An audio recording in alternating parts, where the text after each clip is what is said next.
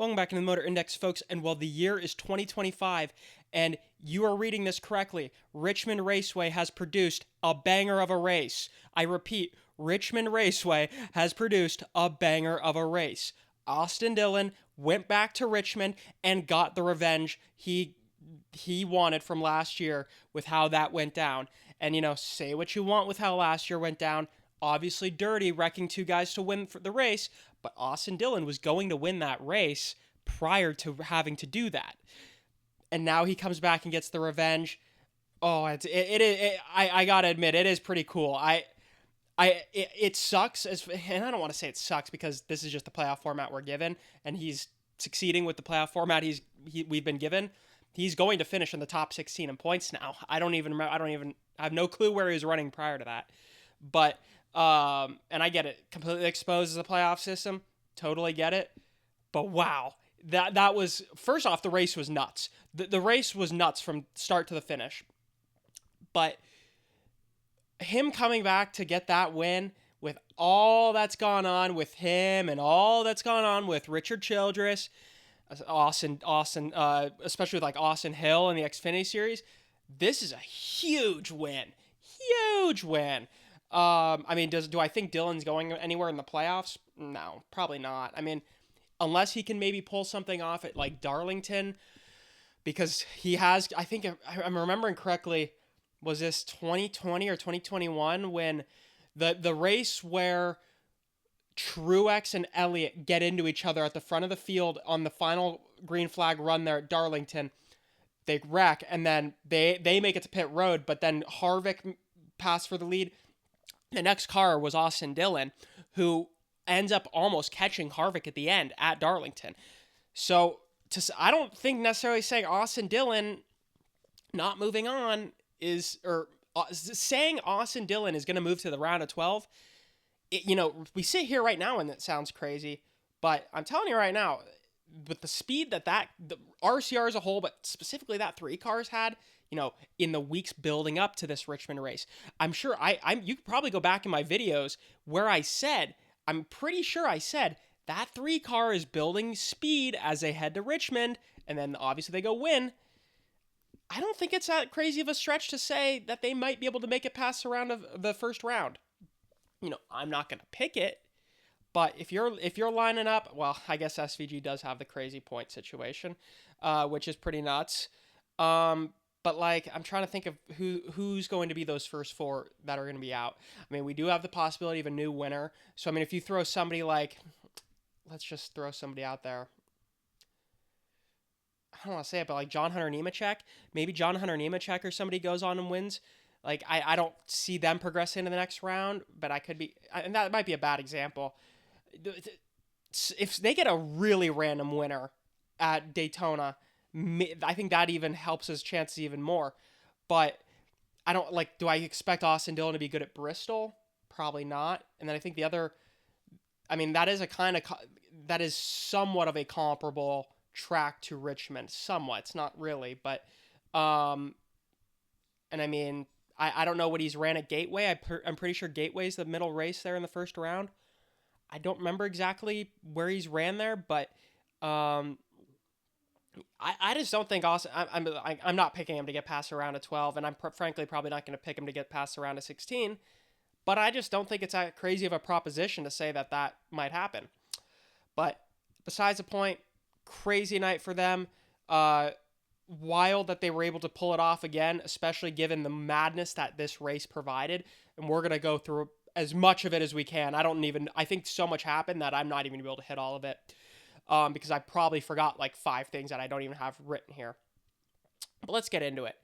Obviously, we saw coming in on Saturday, or I guess Friday this week because of the Saturday race, we saw during practice and qualifying, we got inklings that the tire wear was going to be a significant factor. And sometimes you show up at these racetracks and you see the tire wear go ballistic in practice and qualifying, but then the teams work on the cars overnight and they get the setups a little more dialed in, and then come race time, it's kind of back to where it was. And maybe the tires do end up wearing on a really long run, like look at like Iowa, but dude, tires were tires were beginning to really wear like 10, 15 laps into a run here, which is good. I mean, that's what you want. And I think this was the sweet spot. I don't know if this is going to be a Richmond thing and only seen at Richmond, or if this can translate to other short tracks. If it can, that would be great. We're going to have to see. I don't want to sit here and make any claims yet, because what I saw last night was fantastic. Absolutely sensational. Remarkable race. I'm sitting there. This is actually about like the halfway point, and I'm kind of seeing how this race is playing out, and I'm like, all right, tire wear is significant. People are coming. There's comers and goers like you've never seen at the front. Not never seen, but ton of comers and goers. But like good cars, even with the comers and goers, were able to remain towards the front of the field. So it wasn't necessarily like you were instantly falling back and changing hands. There was a lot of changing hands of the lead, and a lot of, I would love to see, I'm forgetting what the name of the graphs are, where over the race you could see how far away you were from the lead. I bet every single one was probably chaos tonight, because like look at I mean, because of the strategy, because of the tire wear, and because of, I think, just the nature of Richmond, it really does throw a curveball at you from a strategy perspective. I mean, we can't sit here talking about the strategy because there's so much that went into it this weekend. But, there were so many cars making their way to the front and then leaving. But there was, I literally have it written down here, top 10 finishers, and then cars I considered contenders throughout this race. And I got another 10 written here. Like, and some of them overlap with the top 10 finishers, but I mean, we'll go through all of them in a minute, but just the testament that has to be to Goodyear with the tire, and the work they put in time after time again. NASCAR's getting a lot of flack for the car, totally warranted, but if we're able to provide more nights like tonight, I think a lot of that pressure is going to back off a little bit. That's not to say there's not issues with the road course race. Well, the road course racing is actually not really broken. It's that SVG is just so nuts. The super speedway is certainly broken. That's got to be fixed one way or another. And then obviously the short tracks. But I think we're really on to something here with the short tracks. I still want them to jack up the horsepower as high as humanly possible, because that's going to even create more of what we saw tonight. And I think it will also let you get a little less aggressive with the tire, to the point where, like, we don't need to be running Jello out there. If we can just run a normal tire and create the right conditions with the car to wear the tire in a proper manner, that's going to be better for everybody. Especially, and I mean, there's some fixes that are going to change on things on both. Like, I think removing the underbody, that's going to be a huge thing at both short tracks and super speedways. But besides the point, they're on to something here. They're not, we got to see repeated success of it to call it fixed. But this was a remarkable race, I got to say. So as far as, cars who are towards the front, or let's go through my cars who I thought were contenders. Austin Dillon, obviously, he led the second most laps on the night with 107. Bubba Wallace led the most laps, I believe, in his Cup Series career. Don't quote me on that. With 123, he led the most out of anybody last night. I certainly thought both him and Tyler Reddick, both 2311 cars, had what it took to win. As far as the speed goes, neither of whom finished inside the top 10. I'm looking here. Yep. No 2311 cars were inside the top 10. But I thought both were really fast. Reddick won stage 1, Wallace won stage 2, so good playoff points for them.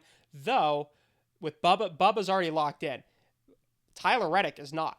And you would think, okay, well, he was so far ahead in the points. Well, I don't have the points sitting here in front of me. But Tyler Reddick, there is a scenario where he does not get in next week. And I would be scared as hell if I was Tyler Reddick, because, you're walking into Daytona, you got a 50-50 shot of finishing. So, whole season, I mean, but that's kind of the thing with Tyler Reddick. He wasn't, say what you want about Tyler Reddick and the gap he had on the cut line. Tyler Reddick was not nearly what he was last year this year. Let's just say that right now. And I mean, but that's a testament to how good Tyler Reddick was last year. Tyler Reddick in the summer was the best driver in Cup last year during the summer stretch. He had like 10 straight top 10s or something like that. And probably should have had more race wins. But this year, I can only say he maybe deserves 1 or 2 race wins, and that's a big maybe. I'm not even sure if there's one. I mean, sure, he's had races where he's ran top 10 and been a definitive top 10 car, but it's not like last year where there were at least probably 5 or 6 instances I could point back to and say, yeah, Tyler Reddick probably deserved to win that race or had, at worst, race-winning speed. Have I seen race-winning speed out of Tyler Reddick? I mean, maybe you could make the argument if he had been able to keep the track position that maybe he could have tonight or last night. But I just think that the fact he's even in this situation is an indictment on the season that they've had. And I know there's so much that goes into the season that you had. You know, you might just be, Lady Luck just might not be on your side for 20 straight races, and that just might be the reality. But I don't know, man. I don't, and I get this is a 23-11 problem. Like, because Bubba was having the same issues. Because Bubba starts off really good this season, and then come like the last, I don't want to say the last 10, 15 races because he has a win in there. And Bubba's actually been really good the past few weeks after that win and so forth. But prior to that win, it had been a little shaky for like 2 or 3 months for maybe not 3, but certainly like 2 months for Bubba too. 23-11 as a whole was really bad, at least comparatively to last year. Though, I mean, Wallace had a great start to the year, and it just fell off. And now he's kind of back to what he's doing. But Reddick, I just haven't seen it. I don't know. It's weird. But I thought Reddick was certainly in contention at some point during this race. Alex Bowman, who I picked to win this race, I thought he was going to chase down Austin Dillon at the end, or at least had a shot.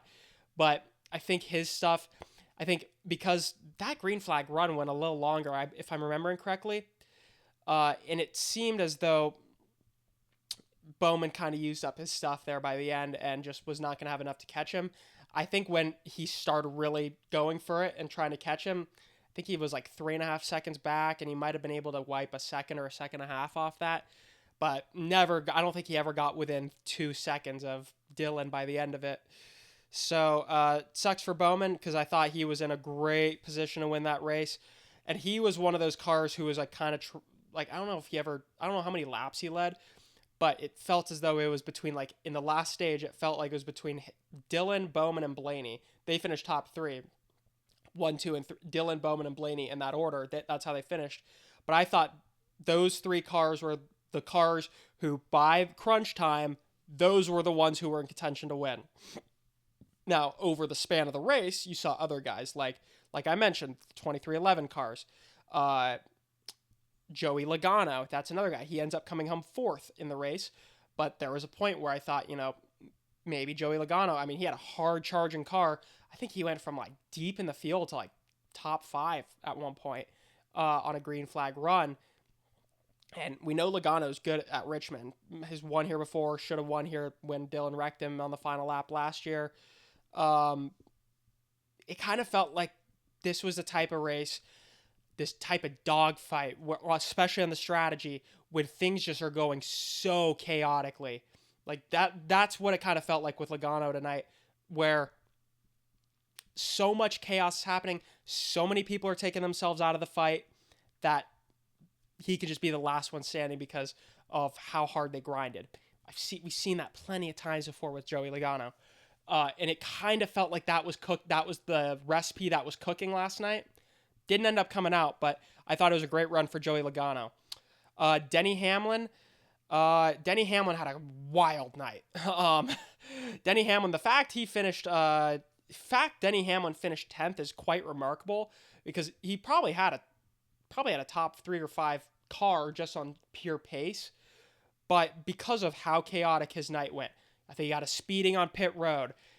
He had multiple issues with the pit crew in the pit box I don't remember if I think one of them was like jacking the car up was an issue, and then on multiple of them they had issues getting the tire off. So complete and total chaos for Hamlin last night.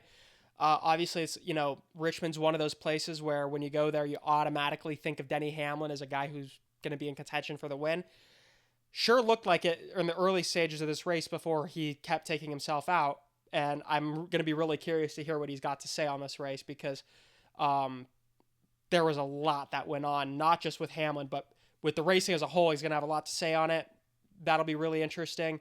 But Denny, still a solid run though. I mean, the fact he finished in the top 10 is insane. That's pretty nuts. Carson Hocevar, crazy night. I didn't think he necessarily was going to win. Here's he was up there contending for the lead and battling for the lead, but in the back of your mind, you're thinking, all right, if everybody else is having issues right now, all the contenders week in and week out are having issues tonight. The guy who seemingly can't stop stepping on his own tail is probably going to have an issue. Sure enough, it ended up happening. I'm forgetting exactly what it was. I don't know if it was speeding on pit road or a bad pit stop or something. They had something go wrong. But still, great night on speed, as we've come to expect with Hocevar. But yeah, it was a crazy night, especially as far as pit road goes. Yeah, it was just so much chaos going on. It was crazy. Couple other things I want to hit on before we get on out of here. I'm not even going to go through the top 10 on finishers. I'll go through it real quick. Dillon, Bowman, Blaney, Logano, Cindric, top 5. Cindric looked pretty good. I mean, definitely not race winning speed, but speed is certainly the top 10 speed for a lot of the night. Kyle Larson, really this kind of feels I think this Kyle Larson top 6, he finishing 6, kind of feels as though it's like everybody took themselves out and he just didn't screw up type thing, even though I think they did have some issues throughout the night. Daniel Suarez, very solid run. That car's been great recently. Not really surprised to see him in the top 10. Josh Berry, short track guy, though has not really ran very well, so that's kind of a little surprising, but as far as the short tracks go, it's not very surprising. Brad Keselowski, he was the big one really complaining about the tires and everything throughout the whole weekend. I mean, it's a solid top 10 run, so nothing, I guess, really to complain there, but wasn't necessarily a contender at all. And then Denny Hamlin, we've already gone over Denny Hamlin. How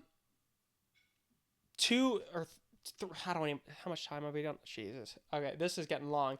How about the Wallace on pit road? The jack goes down as they're still tightening the tire. He drives off. The team starts freaking out because they know that's going to be a loose tire. Again, the second time I think I've seen this happen this year, and maybe I'm forgetting another one. Again, it's the 19 crew down at the end of pit road who he pulls into and saves him from having a crew member suspension because of the loose tire. The tire does come off, but in the way it came off, it was very advantageous for them because it fell off as he's pulling into the 19 pit box, and then I think it hits the back of the car, so it stays there. Because if it had gone rolling, that might have brought out a caution. So that was pretty nuts. That was what took Wallace out of the race. But if your race is already gone, you might as well break another rule to prevent you from getting another punishment with the crew thing. It's a brilliant move, and I think it was Bell who did it with the 19 crew. Was that at Coda? I don't remember exactly. I'd have to go back and look on that. I think it was at Coda. And when I saw it, I was like, wow, that is a brilliant move. And then they pulled it off again, but it's the 19 crew, I think, on both instances. So that's kind of a little interesting coincidence. But I've never seen anything like that. That was crazy. But yeah. And, there's so much other things I could get into in this race, but this race was absolute mayhem, top to bottom. That's really all I've got to really say about that, because if we really want to get into every single incident that happened last night, we're going to have to sit here for 20 more minutes. So, and we're not going to do that. So, yeah, overall, love that race. I kind of figured it was going to be a little bit of a chaotic race, given, where we are in proximity to the playoffs and whatnot. But at the end of the day, I think we're really onto something with the short tracks, and whatever I know they figured it out with the tires. I just hope that that's something that can translate beyond just Richmond, because it was really good. Really, really good. So, yeah, with that being said, thank you guys so much for watching. Please like and subscribe, and stay tuned for my coverage heading into the final race of the regular season at Daytona. Take care, y'all. God bless.